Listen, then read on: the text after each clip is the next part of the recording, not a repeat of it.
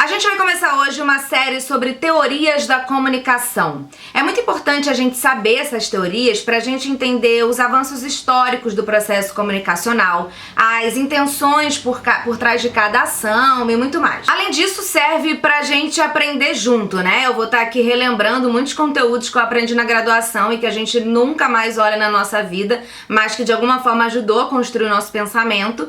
E vocês, a gente vai aqui, né, debatendo e tentando relembrar / aprender. Hoje a gente vai começar com a teoria hipodérmica. Eu sou Manu Mairink e esse é o Alguém Viu Meus Óculos.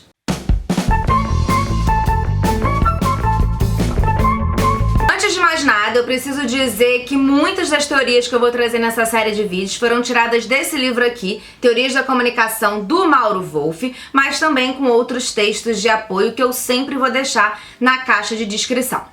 Mas vamos lá. A teoria hipodérmica, que é também conhecida como teoria da bala mágica, e vocês vão entender mais pra frente por quê, ela surgiu mais ou menos ali no período das duas guerras e que também foi um período do começo, né, da ascensão da mídia de massa. Então a gente pode dizer que a teoria hipodérmica foi a primeira experiência teórica sobre esse tema. Essa teoria buscava entender que efeitos que o mass media, os meios de comunicação de massa, tem na sociedade de massa. E pra gente seguir em frente, é importante a gente pensar sociedade de massa da mesma maneira teórica que eles pensavam, então eu vou ler aqui.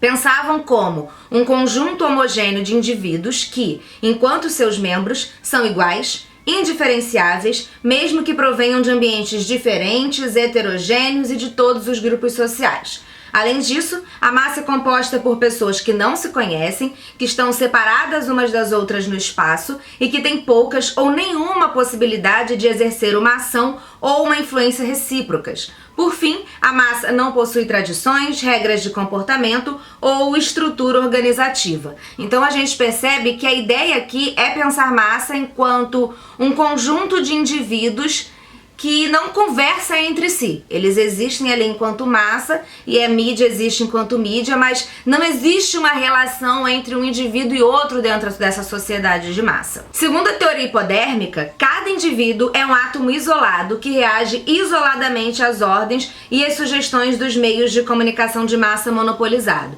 Então a ideia é que se aquela propaganda, aquela mídia, aquela informação chegou no indivíduo, a informação já foi passada. Não leva nem um pouco em consideração a vivência do indivíduo, as pessoas com quem ele conversa, a sociedade em que aquele indivíduo está dentro daquele grupo específico. Nada disso é levado em consideração. Parte do pressuposto que, a partir do momento que aquela mensagem chegou naquele indivíduo, ela foi passada de maneira perfeita e o conteúdo foi assimilado da maneira como foi pensado.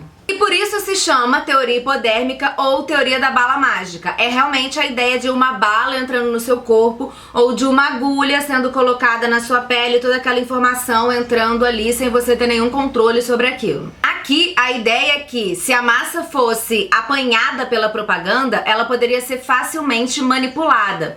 Mas essa ideia de uma massa não pensante, né, e completamente vulnerável a qualquer coisa relacionada à mídia, isso vai tentando ser solucionado nas teorias seguintes que a gente vai trazer nos próximos vídeos. Antes de acabar, eu queria falar do modelo de Loswell, que é uma ideia de começar a superar a teoria hipodérmica, embora induzando grande parte dos conhecimentos. Foi elaborado inicialmente no início dos anos 30, então ali junto com a teoria hipodérmica, mas só no final dos anos 40 que esse modelo foi realmente, enfim, escrito e ganhou sua forma final, né? E diz o seguinte: uma forma adequada para se descrever um ato de comunicação é responder às perguntas seguintes: quem, diz o que, através de que canal e com que efeito. O estudo científico do processo comunicativo tende a concentrar-se em uma ou outras dessas interrogações. Então aqui nesse modelo, as variáveis começam a ser levadas em consideração, mas ainda assim trata o indivíduo como tendo nenhum poder de mudança naquela mensagem. O emissor ela ainda tem o total poder na mensagem enviada. Alguns dos pressupostos desse modelo de Loswell são: esses processos são estritamente assimétricos, com um emissor ativo que produz o estímulo e uma massa passiva de destinatários que, ao ser atingida pelo estímulo, reage. Então é isso, né? Como eu disse, a massa segue passiva, ela reage a partir do momento que ela é atingida, mas enquanto indivíduo, né? Assim, a massa, ela é toda igual, é como se a massa fosse toda igual, recheada de indivíduos iguais. É um pouco até difícil pra mim assimilar isso, porque eu sou uma pessoa e a teoria de hoje em dia toda leva em consideração muito o grupo do indivíduo e as características pessoais num sentido, características grupais, né? Então, se é homem, se é mulher, classe, faixa etária, lugar que mora, experiência de vida, tudo isso é levado em consideração. E se você for mais extremo, né, algumas teorias também levam em consideração o indivíduo enquanto realmente indivíduo, porque são vivências pessoais que influenciam a forma como você recebe determinada mensagem, que são realmente pessoais. Mas enfim, voltando, uma outra característica do modelo de Lossow é a importância da análise de conteúdo para que se possa entender exatamente o objetivo da mensagem. Então aqui você já tem essa análise do conteúdo, né? Entende-se que o conteúdo é o responsável por tudo que se queria transmitir. Então você ainda não presta atenção em todas essas variáveis, mas você entende que deve se ajustar aí como o conteúdo é transmitido, qual é a forma da elaboração desse conteúdo. E aqui comunicador e destinatário seguem como seres isolados. Os efeitos sempre tratarão de destinatários atomizados e isolados, como a gente já falou aqui várias vezes. Mas é claro que uma teoria como essa não ia durar muito tempo, porque entender o receptor como um agente ativo é muito importante. E cada vez mais, né, na verdade. Isso aqui é do começo do século passado e hoje em dia a gente tem até mais dificuldade em fazer essa divisão entre receptor e emissor, porque as coisas são cada vez mais misturadas e todo mundo é um pouco receptor e um pouco emissor, mas isso a gente vai falar nos próximos vídeos. Por fim, é sempre importante lembrar que essas teorias que a gente falou nesse vídeo, que são basicamente as primeiras teorias a abordar a comunicação de massa, a entender uma sociedade de massa, elas surgem em momentos de regimes totalitários. Então elas basicamente, as suas ideias, elas são a partir de publicidades divulgadas por esses regimes totalitários e a forma como eles entendiam